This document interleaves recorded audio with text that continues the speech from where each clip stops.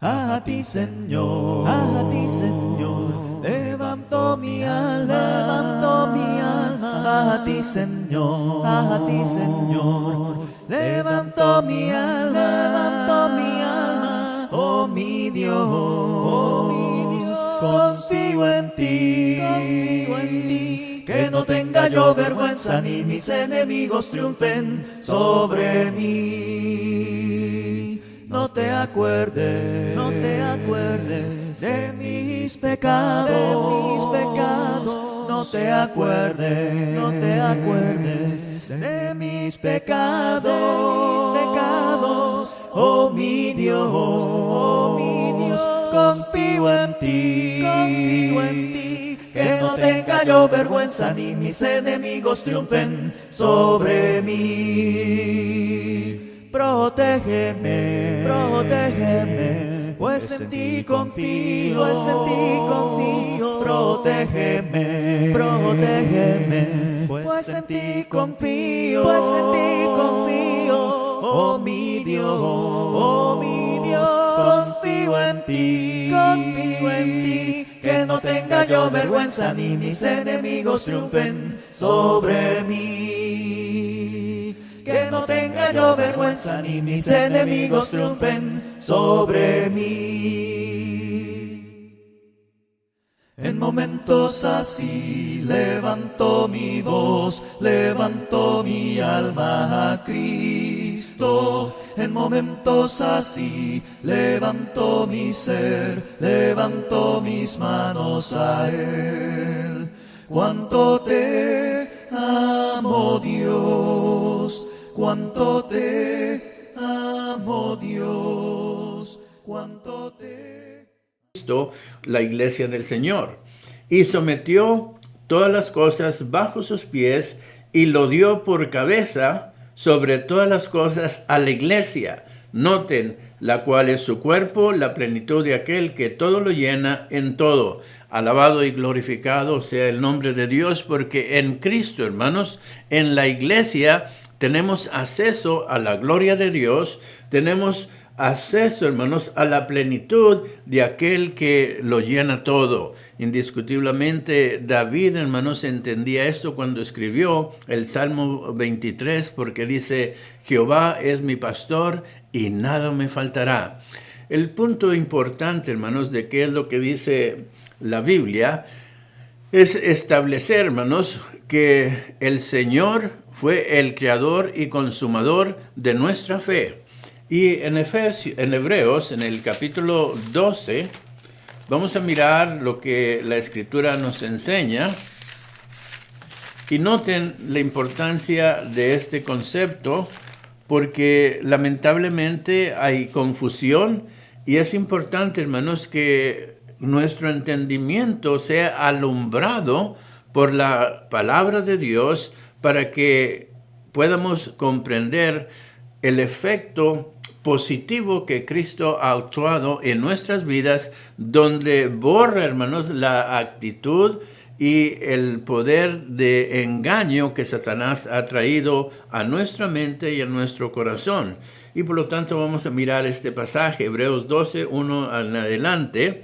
Dice, por tanto nosotros también, teniendo en derredor nuestro gran nube de testigos, despojémonos de todo peso y del pecado que nos asedia, y corramos con paciencia la carrera que tenemos por delante. Puesto los ojos en Jesús, el autor y consumador de la fe, por el cual el gozo puesto delante de él sufrió la cruz, menospreciando el oprobio, y se sentó a la diestra del trono de Dios. Gloria a Dios, hermanos, porque a través de su obra, a través de su servicio y a través de su obediencia, Dios le dio a Cristo un nombre que está sobre todo nombre, para que en el nombre de Cristo se doble toda rodilla. Lo miramos en Filipenses capítulo 2, versos 5 al 10. Ahora bien, ¿qué es la importancia, hermanos, de lo que Cristo está hablando en Mateo capítulo 16, verso 18? Bueno, es que esta es la promesa, hermanos, cumplida en el día del Pentecostés.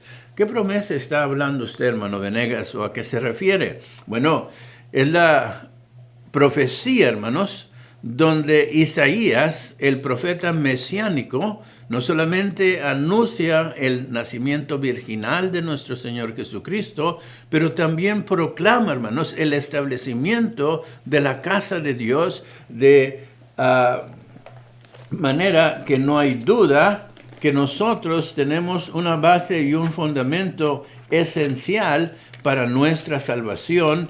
Y Isaías capítulo 2, verso 1 en adelante, noten lo que la palabra de Dios está hablando concerniente al reinado universal de nuestro Señor Jesucristo y de nuestro Padre Celestial. Verso 1, lo que vio Isaías, hijo de Amós, acerca de Judá y de Jerusalén. Noten, casi más de 750 años antes de que Cristo viniera, antes de que la iglesia de Cristo fuera establecida. Cuando hablamos de la iglesia de Cristo es porque Él está diciendo, mi iglesia, estableceré mi iglesia. Él es el fundador de su propia iglesia. Él es el que compró la iglesia con su propia sangre. Y eso es lo que va a pasar, dice la Escritura. Acontecerá en los postreros de los tiempos que será confirmado el monte de la casa de Jehová como cabeza de los montes, y será exaltado sobre los collados, y correrán a él todas las naciones. Y vendrán muchos pueblos y dirán, venid, subamos al monte de Jehová, a la casa de Dios de Jacob, y nos enseñará sus caminos, y caminaremos por sus sendas, porque de Sión saldrá la ley, y de Jerusalén la palabra de Dios. Bueno, aquí hay cosas importantes a considerar, y el tiempo, hermanos, aunque es un poco corto, quiero sintetizar algunas cosas. Está hablando la palabra de Dios de la profecía que va a ser cumplida, ¿dónde? En Jerusalén. ¿De qué se está hablando? Bueno, que será confirmado en el monte, la casa de Jehová, y que a él correrán todas las naciones, y dirán, subamos al monte, a la casa de Dios. Es importante entonces, hermanos, que dice la Biblia, nos lleve a mirar que este reino que el Señor Jesucristo está hablando en Mateo capítulo 16 es la casa que se está hablando aquí en Isaías capítulo 2. Para esto, veamos Daniel en el capítulo 2 y vamos a mirar, hermanos, lo que es la explicación de el sueño de Nabucodonosor.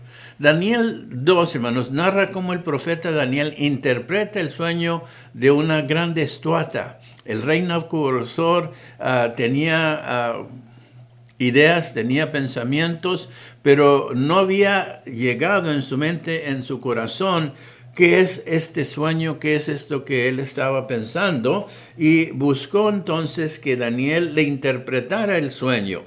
Y describe, hermanos, varios reinos. La estatua de metal es una sucesión de reinos. La cabeza de oro está hablando de Babilonia y Nabucodonosor. Pecho y brazos de plata es el reino medo, Persia. El vientre y los muslos de bronce está hablando de Grecia. Las piernas de hierro, el imperio romano. Los pies de hierro y barro, reinos divididos, donde vamos a mirar entonces, hermanos, que la piedra es el reino de Dios. Una piedra no cortada por mano humana destruye la estatua, representa a Jesús o el reino de Dios que pondrá fin a los reinos de este mundo y perdurará por siempre. Por eso el Señor Jesucristo dice, estableceré mi iglesia y las puertas del Hades no prevalecerán en contra de ella. Gloria a Dios, porque nuestra fe y nuestra esperanza, ¿qué dice la Biblia? Nos lleva, hermanos, a buscar que la palabra de Dios nos dé el entendimiento de quién es el fundador, quién es el creador y dónde y cuándo la iglesia fue establecida. Fue profetizada antes de que Cristo viniera, fue establecida en el día de Pentecostés. En Hechos, en el capítulo 2,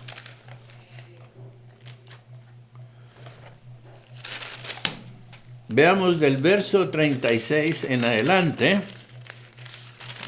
donde la palabra de Dios, hermanos, nos habla de cómo todas las diferentes naciones, gente de diferentes lenguas, se reunieron, hermanos, y había partos, medos, elamitas y los que habitaban en Macedonia, en Judea, en Capadocia, en Frigia y Panfilia, y eran cretenses, árabes, y dice que esta gente se maravilló de la manifestación del poder de Dios porque estaban atónitos, porque podían escuchar en su propia lengua el discurso de Pedro.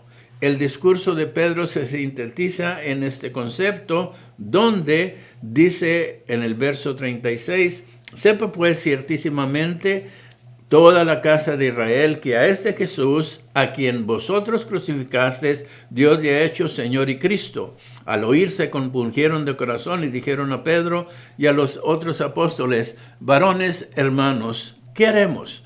Pedro les dijo, arrepentíos y bautícese cada uno de vosotros en el nombre de Jesucristo para perdón de los pecados y recibiréis el don del Espíritu Santo. Ahora bien, el verso 47, hermanos, dice ahí, alabando a Dios y teniendo favor con todo el pueblo, y el Señor añadía cada día a la iglesia los que habían de ser salvos. Una vez más, Cristo dice en Mateo 16, estableceré mi iglesia.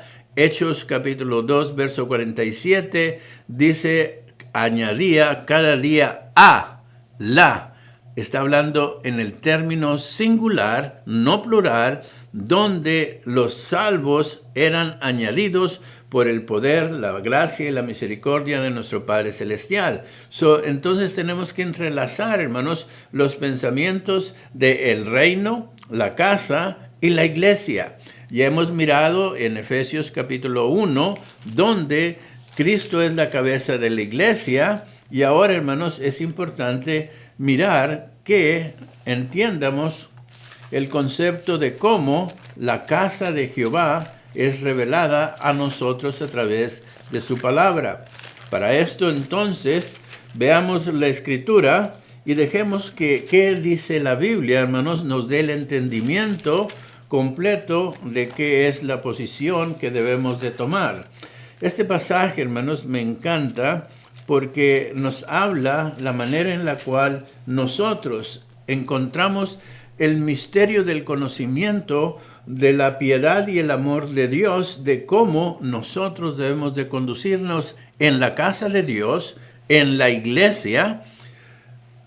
Y dice Primera de Timoteo, capítulo 3, verso 14.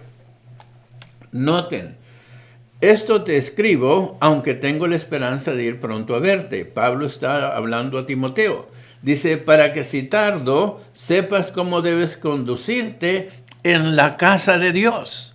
La casa que está hablando Isaías es la iglesia, porque aquí está diciendo que es la iglesia del Dios viviente, columna y baluarte de la verdad. E indiscutiblemente grande es el misterio de la piedad. Dios fue manifestado en carne, justificado en el Espíritu, visto de los ángeles, predicado a los gentiles, creído en el mundo, recibido arriba en gloria.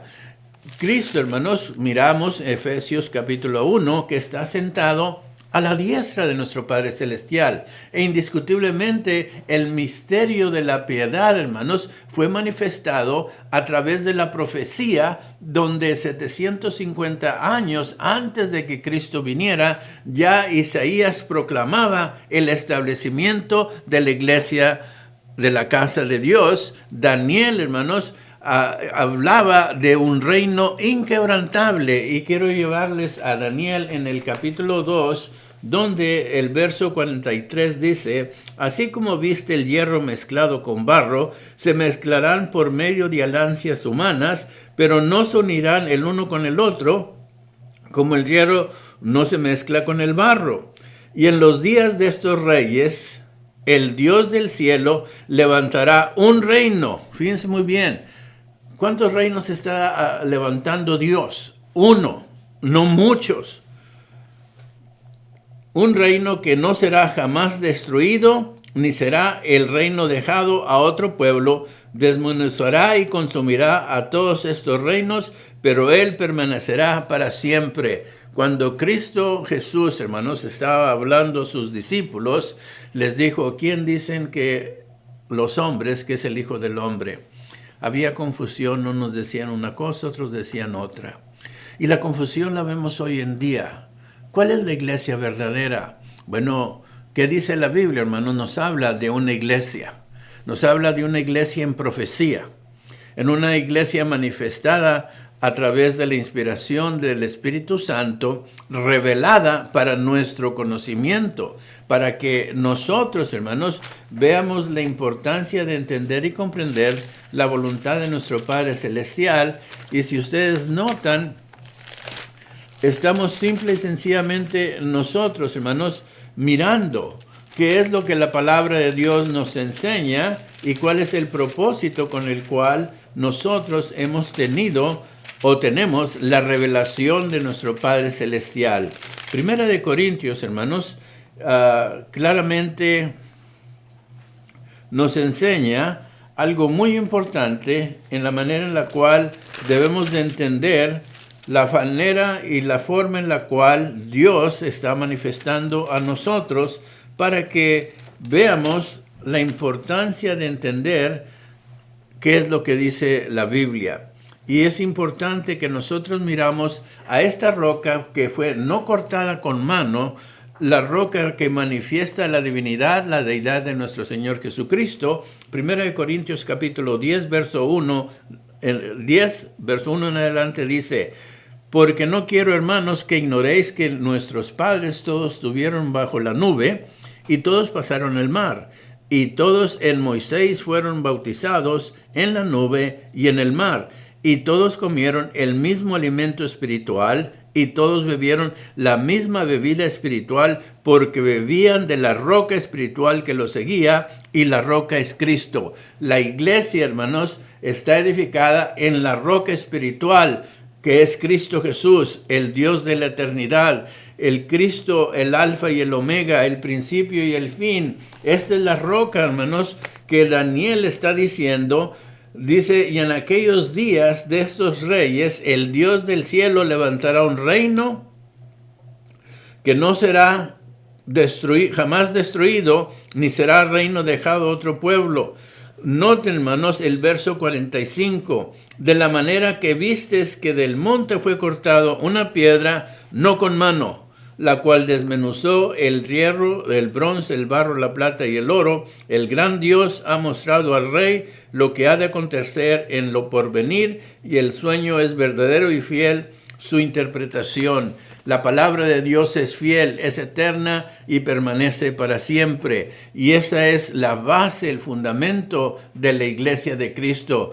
Edificamos en la roca espiritual que es Cristo Jesús, la roca que trajo salvación y vida eterna, donde nosotros, hermanos, al mirar la manifestación del conocimiento de la palabra de Dios, contrarrestamos la ignorancia que hay en la vida de muchas personas.